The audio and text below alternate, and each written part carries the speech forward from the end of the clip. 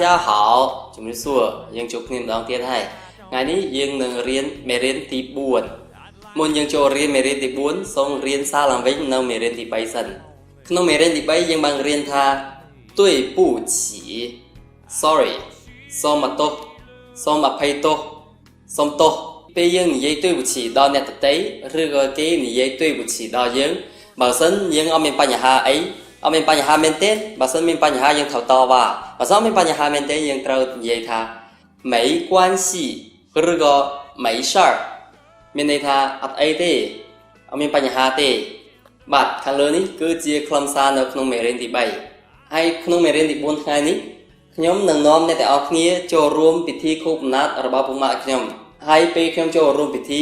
ពេលខ្ញុំជួបពូម៉ាក់ខ្ញុំត្រូវនិយាយពាក្យជូនពរដល់គាត់ជូនពររីករាយថ្ងៃខួបកំណើតរបស់គាត់អញ្ចឹងខ្ញុំត្រូវនិយាយថា祝你生日快乐祝你生日快乐祝你生日快乐祝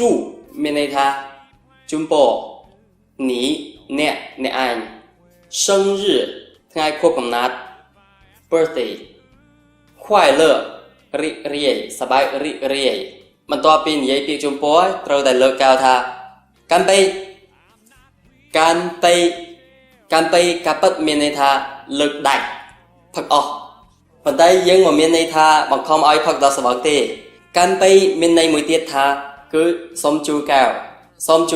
ដើម្បីជូនពរដើម្បីអបអរសាទរកាន់មានន័យថាស្ងួត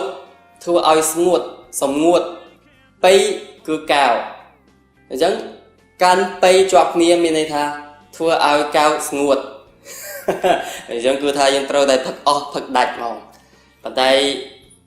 កុំដាច់ទាំងកៅហើយនឹងតកកពេលយើងសុំជួកៅមួយគ្នាខ្ញុំគិតថានិយាយថាផឹងបីកាន់តែល្អជាងពីព្រោះថា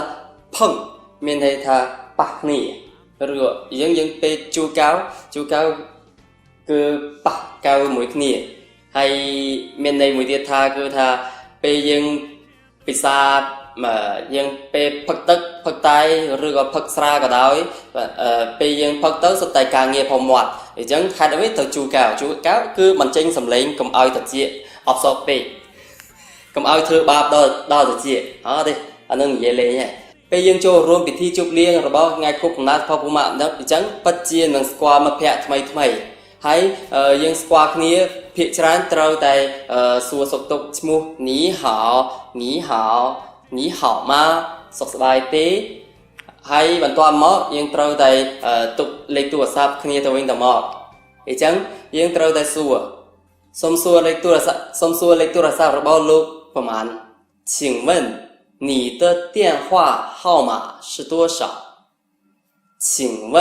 សុំសួរ你的电话号码លេខទូរស័ព្ទរបស់អ្នក你的របស់អ្នក电话ទូរស័ព្ទ号码លេខបាទ你的电话号码是多少មុនពេលយើងចេញដំណើរយើងត្រូវតែសុំលាពីម្ចាស់កម្មវិធីហើយមិត្តភក្តិទាំងចាស់ទាំងថ្មីដែរអញ្ចឹងយើងត្រូវនិយាយអីខ្លះសូមនិយាយតាមខ្ញុំចុះ时间不早了我该走了时间不早了我该走了时间ពេលវេលា不早了យប់ហើយ我